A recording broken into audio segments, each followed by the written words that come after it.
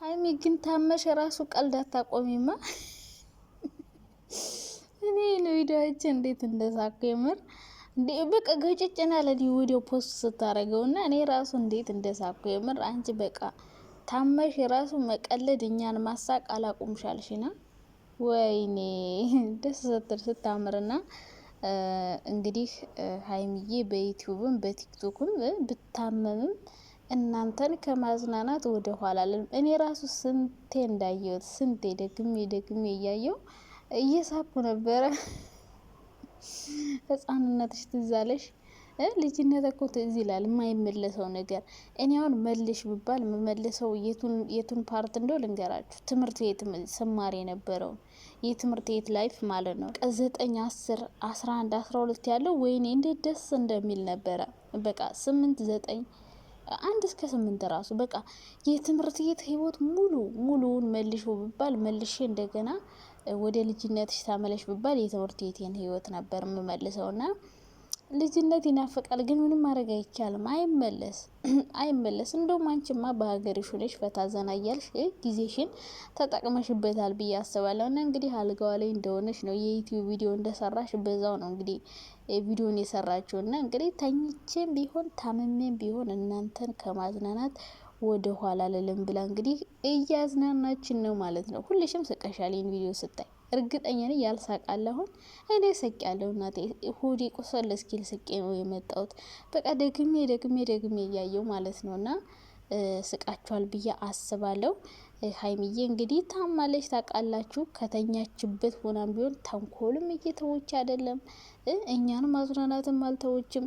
ደግሞ በትናንትናው ቪዲዮ ሀይሚ ሚነካሽ ሟርተኛ እያላችሁ ነበር። ያው ሁሉን የተወራው ነገር እኮ አይሆንም፣ እግዚአብሔር ያለው ነገር ብቻ ነው የሚሆነው። ሲቀጥል ይሄ ነገር ህይወታችን ላይ ሊፈጠርም ይችላል። ይህን ያክል እኮ እግዚአብሔር ሆን ካለው መሆኑ አይቀርም ምንም ነገር እና አንዳንዴ የሆነ ነገር እኔ ራሱ በእነሱ የሆነ ቪዲዮ ልሰራ ስል እንደ ቀልድ አርጌ ግን እንትን ትላላችሁ፣ በጣም ትጋጋጣላችሁ። ለምን እንደዚህ ያልሽ ባለጌ፣ ቀልድስ ቢሆን ይባላል እንዳይባልም አንዳንዴ ቀልድ እኮ ያስፈልጋል ጋይስ።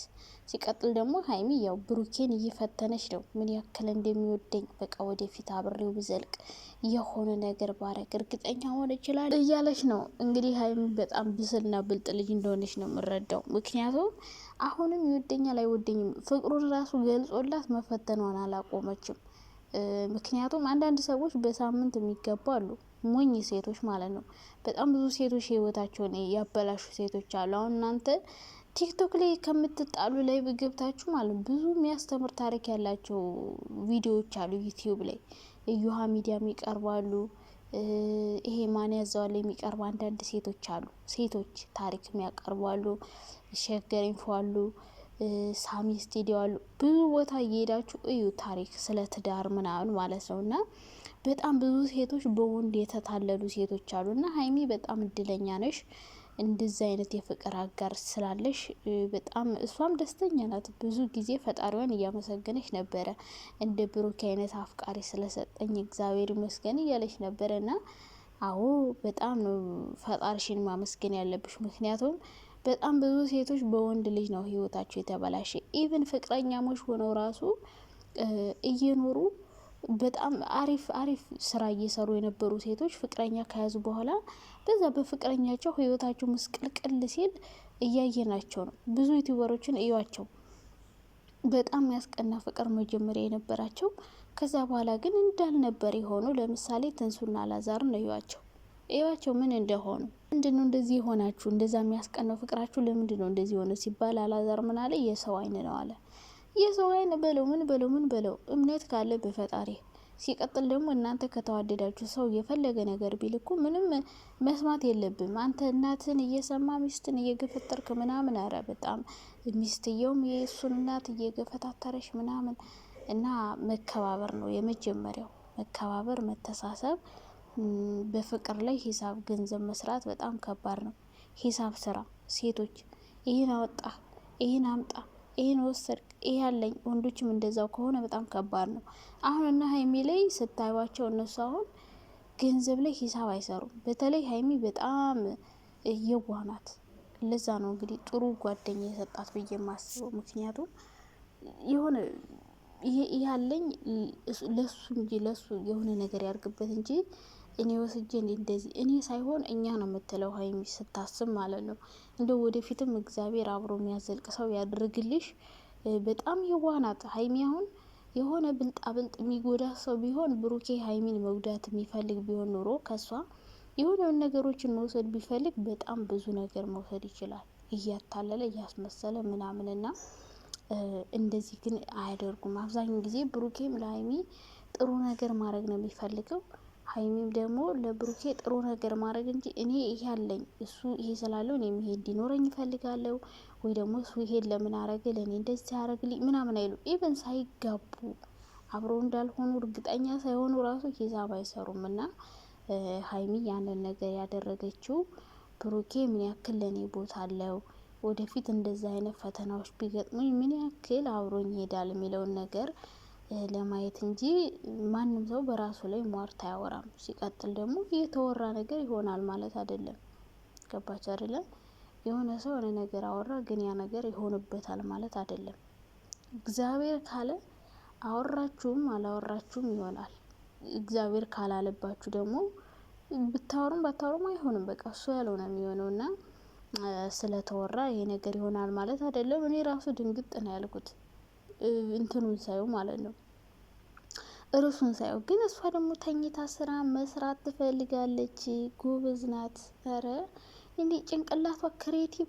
ወይኔ ሀይሚ ግን እኔ በጣም የምትገርሚ ሰው ነሽ። ታማ ራሱ መስራት ነው የምትፈልገው። ገባችሁ? ምን ያክል ስራዋን እንደምታከብረው። ያው ዩቲዩብን እንደ ስራ ነው እንደ ቋሚ ስራ አድርገው ነው የያዙት ያሉት እና ታማ ራሱ ስራዋን እያከበረች ነው። ምን ላድርገው እያለች ተኝታ ታምሰለስልላችኋለች። እና ጎበዞች ናቸው። ዩቲዩብን ቀጥ ብለው እየሰሩ ነው።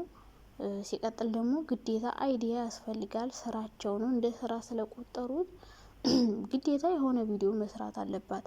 ሁለተኛ ነገር ተመልካች ደግሞ እንድትመጣ ይፈልጋሉ። ብዙ ኦዲየንሶቿ ሲጨነቁ ነበረ። ምን ሆናት፣ ምን ተፈጥሮ ነው ምናምን የሚል ጥያቄ ስላለ ይህን ጥያቄ ለመመለስም ደህና ነኝም ለማለት ነው የመጣችው።